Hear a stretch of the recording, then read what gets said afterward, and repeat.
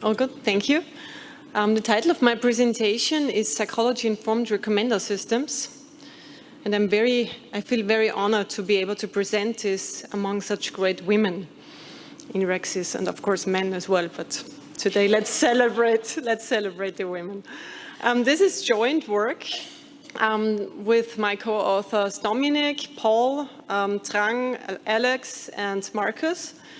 And you can find the paper here, and you can also use the QR code in order to download a preprint. So it is published in the Foundations and Trends in IR journal.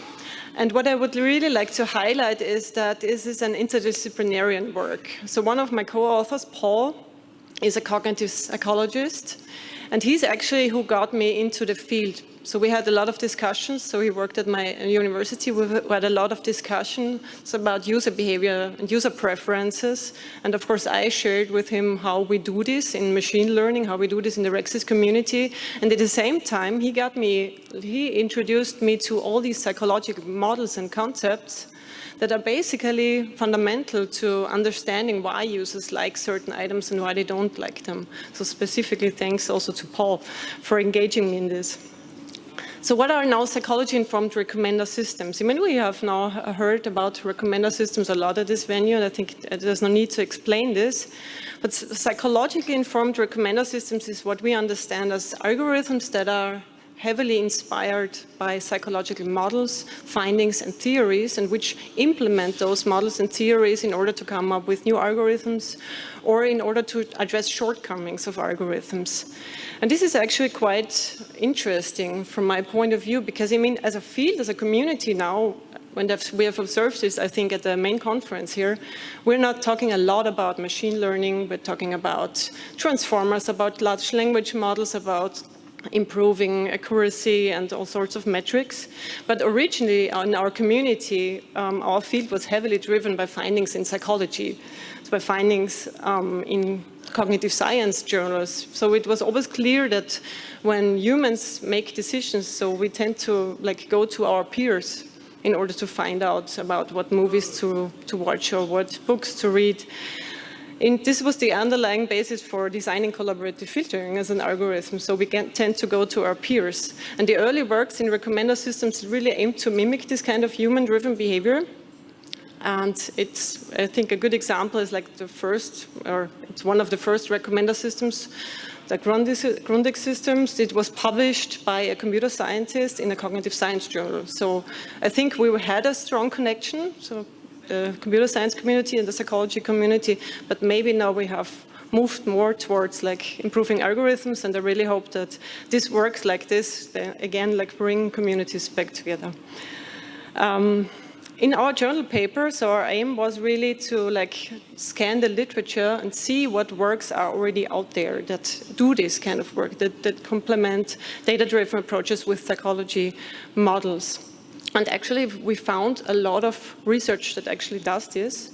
And based on what we have found, we created a taxonomy of psychology-informed recommender systems. So we categorized the works into either being driven by findings from cognition, so we call this cognition-inspired recommender systems. Then there's a huge body of work on personality-aware recommender systems, of course, and there's also work on affect-aware recommender systems. However, we found at the moment, at least, there's a little bit less in affect-aware recommender systems compared to personality-aware. I think one of the reasons is definitely that it's really hard to extract emotions from the data that we currently have at our disposal. In our paper, you will find related work for all of these three categories, and also models that have been successfully applied in order to exploit, for instance, findings in cognitive science. And it's complemented with case studies, and one of the case studies that I would like to highlight is in the case of cognition-inspired recommender systems. And here, a lot of human memory models are used in order to model user preferences, in order to predict user preferences. And one of the models is called ACT-R, which is a model that was introduced already quite a while ago. So there is a paper by Anderson from 2004 describes this.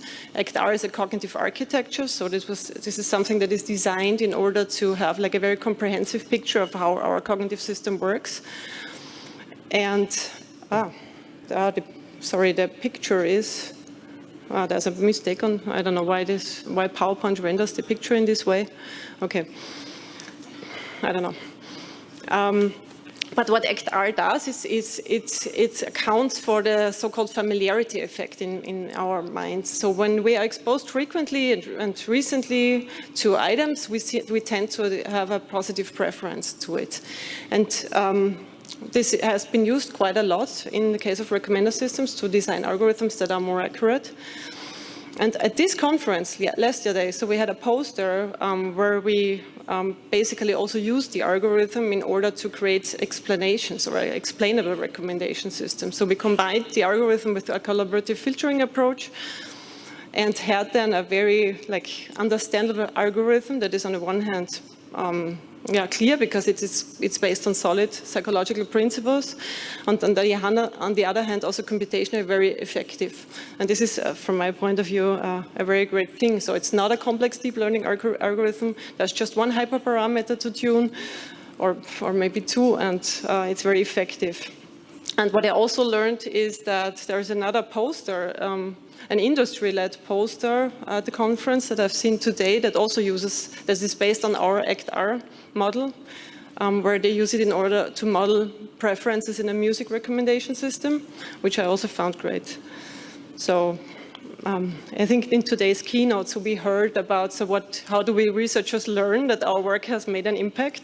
And I think if it's applied in an industry setting, then I guess there's impact there.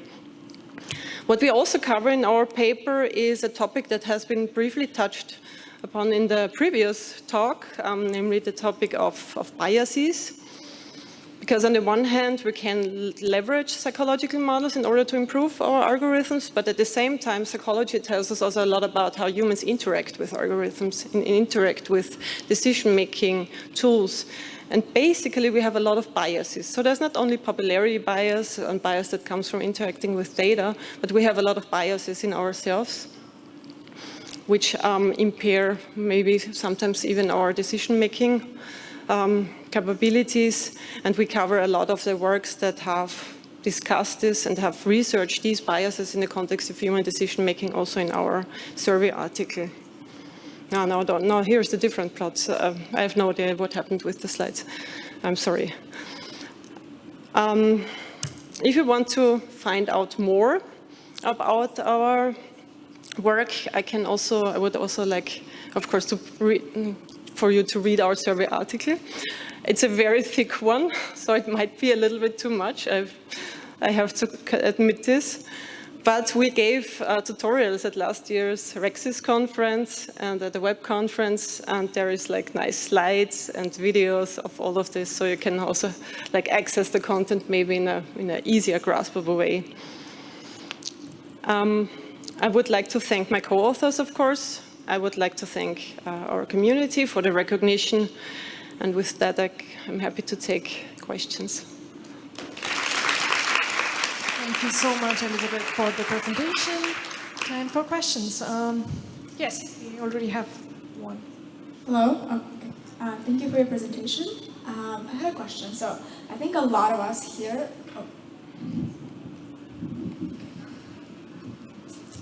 Suspense. A lot of us here care about the societal impacts of recommendations. And as you said, a lot of times recommendations impact us on a psychological level.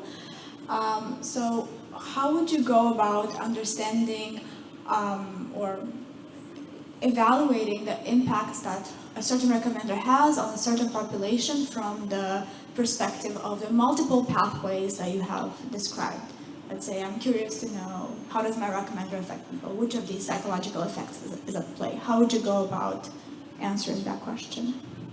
Yeah, I mean, there are certain biases that we know, decision biases that we know that are in place. This is the one thing, so we could look at those, but at the same time, so I mean, what I'm now currently concerned with is looking at the content that we recommended, like the content in terms of textual content, or maybe the content in videos that we see. And I'm currently invested in looking into what kind of biases are encoded in the content. Because I believe currently, in terms of having, for instance, textual content recommended, it could be in a news recommendation scenario, we are heavily influenced by how information is presented. But actually, this is probably something that is not very transparent to us. And we are also lacking the tools in order to understand how this content influences us. So this is something that I personally believe is currently of critical issue. I'm not sure if this answers your questions. Thank you. Yeah. Thank you so much. We have a question on Slido, but unfortunately, due to time constraints, we won't be able to take it. But maybe you can answer it offline. Yeah, and feel free to approach me, of course, if you have questions. So Thanks. now